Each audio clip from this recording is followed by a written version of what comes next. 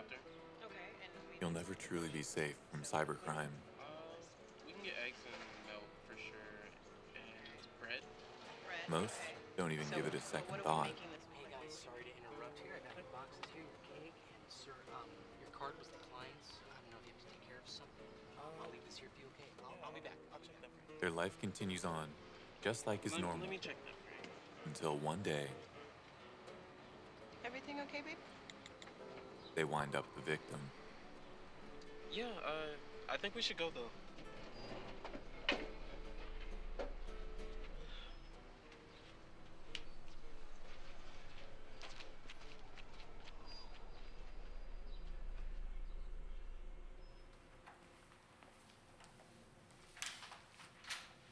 Unbeknownst to most, even a single misplacement of your private credentials could cost you everything.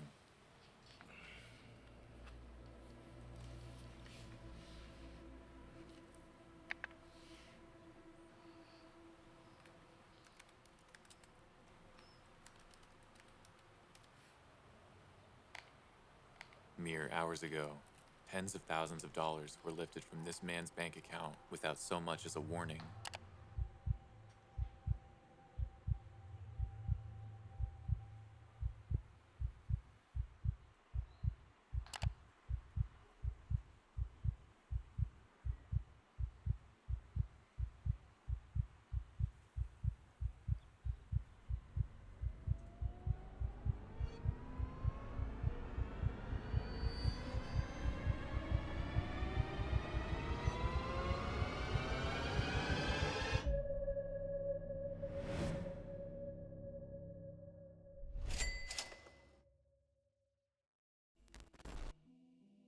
Wanting to get to the bottom of this, we reached out to someone who could tell us what happened here.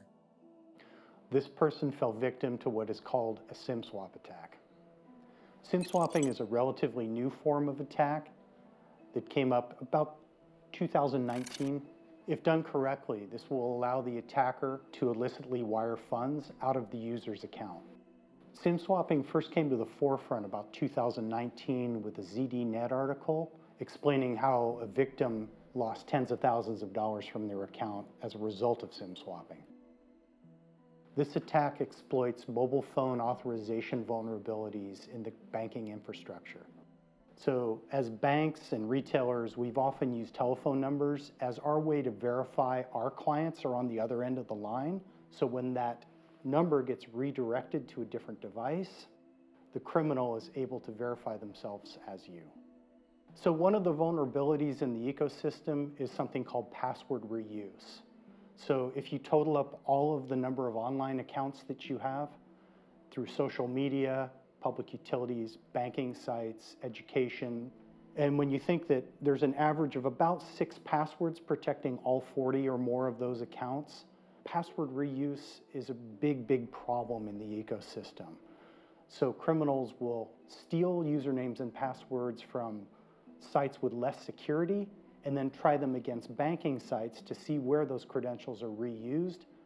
That's when we have to rely on our systems to detect that fraud. Scott explained to us that every year, thousands of companies have their clients' data leaked en masse. People then resell spreadsheets containing sometimes millions of lines of people's private credentials. Behind each and every line lies the private information of a real person. So over and above the obvious, like the banking accounts and the brokerage accounts that may have cash balances, criminals are basically looking for the most liquid types of accounts. Those are peer-to-peer payment systems like PayPal, Venmo, etc., or crypto wallets are another big target. Wanting to know more about SIM swapping, we sought out someone with first-hand experience. Thank you for coming. Please have a seat. We were able to track down someone knowledgeable enough on SIM swapping who said he could teach us a few things. He kept his introductions brief. I grew up pretty close to a lot of people. They're always looking for the new method. Just trying to make something out of nothing, you know?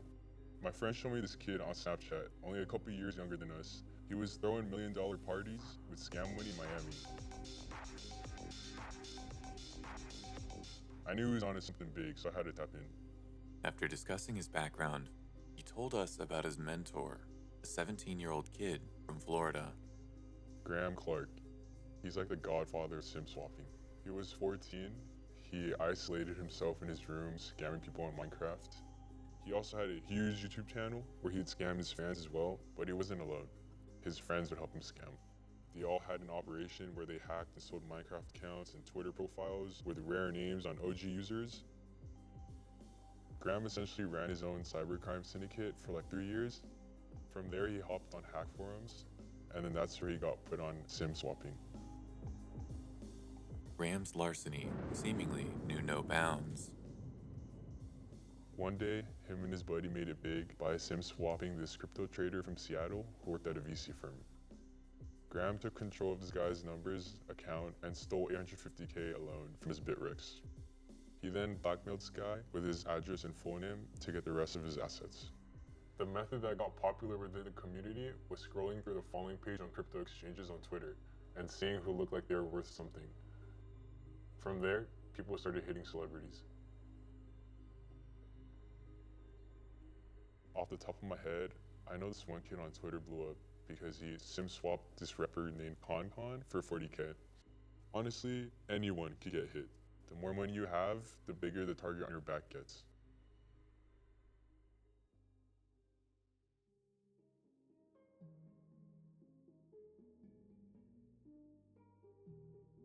So there are two major methods of how sim swap attacks happen. One is the social engineering game where the attacker calls up your telco, convinces them that they are you, and convinces them to transfer your telephone number to their device. The second exploit is where they have an insider. Now these are pretty low-paying jobs within the telcos, so this insider might get $100, $200 per sim swap when they select those victims based on the name and the credentials that the attacker may already have of the victim. After indexing all that information about the victim, the next step would be to spoof that to the IMEI number of their telephone. This requires sophisticated hardware and firmware tampering in order to pull off. Depending on the number of credentials that are compromised, the exposure to the victim could be boundless. You should consider that phone and that account completely compromised. Realistically, not being on that side of the fence, I would assume it would take a lot of sophistication to pull off one of these attacks, as well as a lot of well-placed friends. You need a lot of friends on the dark web. You need a good reputation on the dark web in order to make these purchases of credentials. And you need friends at the telcos to transfer those telephone numbers over to your devices.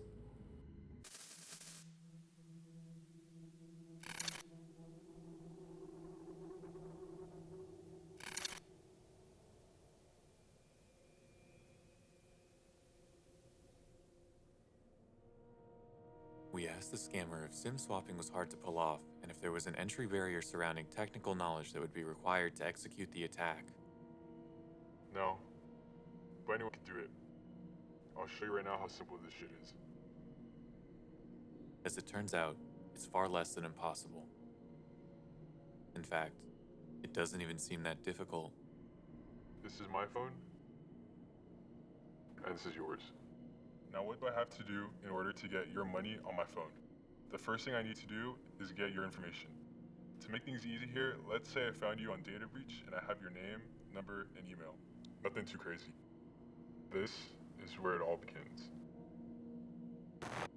All you need to do is take out your phone SIM card and replace it with a carrier unlocked SIM card.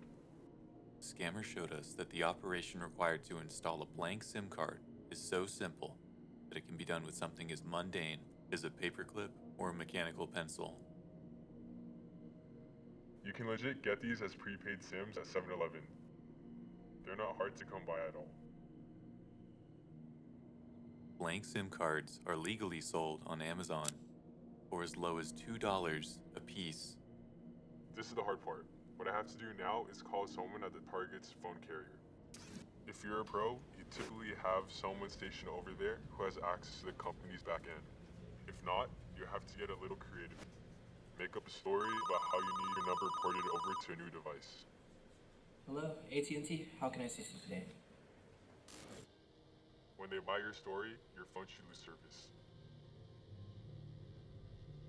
Reboot it. and when it comes back online, you're in. Their number is now bound to your phone's DMA. All I need to do is log into the target's Cash App and wire myself the money. So how do I get into this guy's account? As you already know, I never had this guy's login details.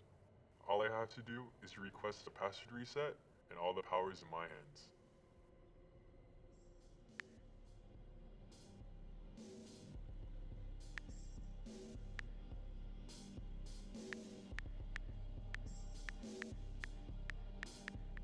Now, all I have to do is hit send. Because this is just a recreation, the authentication code still sends to the victim's phone. But if you followed my steps, the code will come to you. Now that I have total access to the target's account, you'll see that their phone logged them out, meaning that in real time, the victim won't be able to gain access to their account. Unless they have the actual app open right now, they won't even know they've been breached. You now control their number, and your password now controls their account. And all I have to do now is send myself his money. For the sake of transparency, I never use my own personal Cash App account as a mule account. That's the easiest way to get locked up. You can buy cracked Cash App accounts online for cheap to use as mules to make sure you're harder to trace. Now, just like a normal transaction, I'll send them money to one of my accounts. If the target's dumb enough to have their debit card saved to their account, I can keep pulling funds from his bank and putting them into his Cash App to wire out. And boom, we'll never see it again. The last step is completely optional, but I like to do it to stay safe. Convert your money into crypto and have it tumbled. Most payment processors like Cash App, Venmo, and PayPal will stop looking for the money after it leaves their exchange, but banks like Wells and B of A, they'll chase you down if the amount's big enough. That's why you gotta temple it, so they won't spend hours looking through thousands of blockchain transactions to see where the funds landed.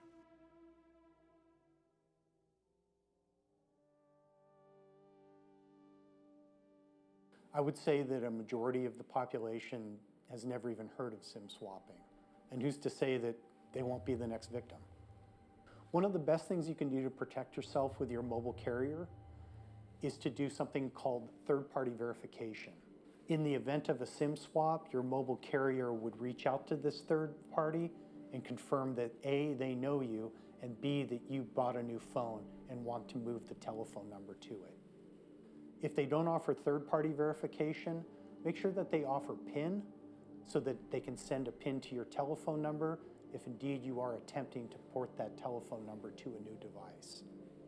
So the best thing that you can hope for if you have incurred a loss is that you're banking with someone that has a fraud guarantee who's going to reimburse those funds. My advice to anyone would to be vigilant and proactive and to leverage all security measures that your institutions have to offer. And do not be a victim. What would I tell the public? Don't be a victim.